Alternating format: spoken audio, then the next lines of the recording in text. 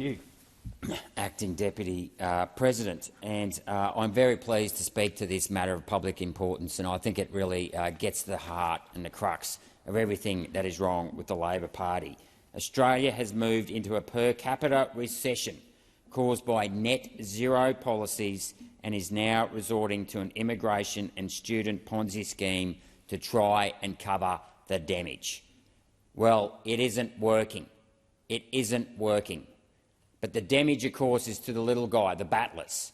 And, of course, the people who benefit from this is the big end of town, and in particular the corporations in Australia who have more customers and therefore more revenue, and, of course, our universities, which are a breeding ground for the Marxists that end up joining the Labor Party and the Greens.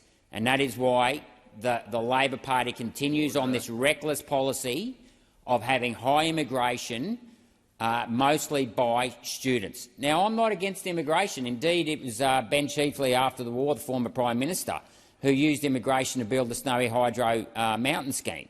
And, of course, that provided lots of water and energy and also water for irrigation down in some of the very fertile food basins of northern Victoria and southern New South Wales. That's good immigration because it increases the supply of goods and services. But the problem with student immigrants is the fact that they don't go out and work in productive industries where they're building dams, they're building infrastructure, they're increasing the supply of water, they're increasing the supply of electricity. No, no, no, no. They're sitting around, and as all students do, and I was a student once, and yes, I wasted a lot of time drinking beer and all that, even though I did go and get a job while I was a student. But this is not productive labour, and so therefore all that the students do is increase demand while they don't increase supply. And of course what we're seeing here is in this increasing demand is increasing interest rates, increasing the price of rents. We have a housing, that's if you can get a place to rent, because we've also got a housing shortage. Okay, then and it's not just about housing that you're putting the demand on here, you're putting it on all of our essential services.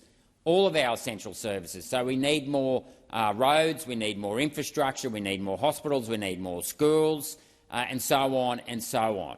But of course, Labor sold out the little end of town because they know that they are really in bed with big business. Big business. And we saw that last week with Qantas. How the Prime Minister is good mates with Alan Joyce. Mr. Give me $10 million even though I've driven Qantas into the ground, Joyce. And, of course, in bed with the universities. And, of course, as we know, under Section 51 of the 1997 Income Tax Act, universities don't have to pay tax on foreign students. Okay? And the reason why the Labor Party doesn't want to bring in a tax on universities is that universities are in their back pocket.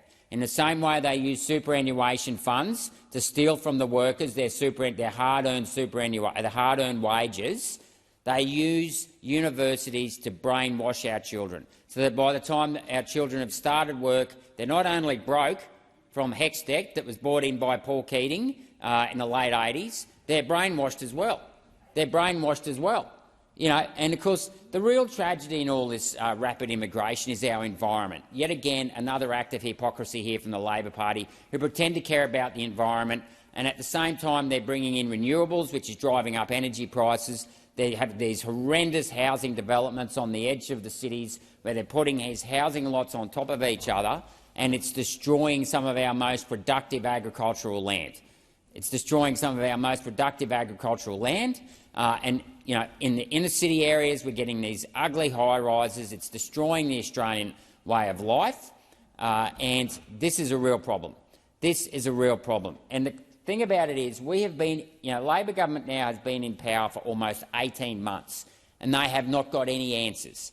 All they have done is pour fuel on the fire of issues that were raised many times before. We need a much more productive immigration if we're going to have immigration. Not against immigration, but it's got to be productive.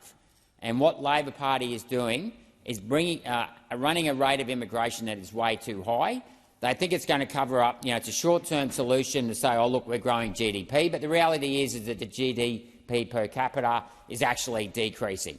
And all I can say is that the Prime Minister is a one-trick pony that for the last 18 months has pushed the voice, and he's going to find out very soon. The people are going to realise that's all he can do.